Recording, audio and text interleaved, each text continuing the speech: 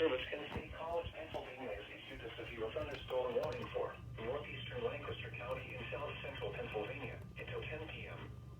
At 9:21 p.m., a severe thunderstorm was located over Willow Street, moving northeast at 40 miles per hour.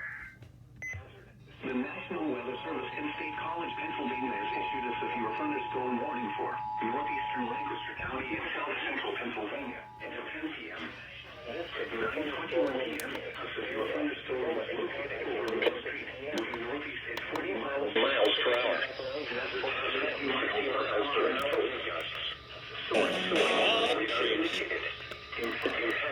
Impact.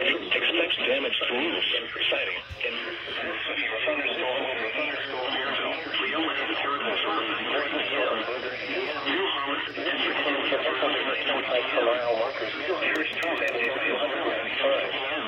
Other locations impacted by the severe thunderstorm include White Horse,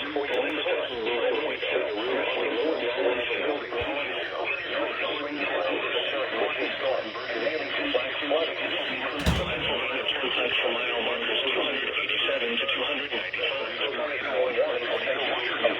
For the following counties, Lancaster,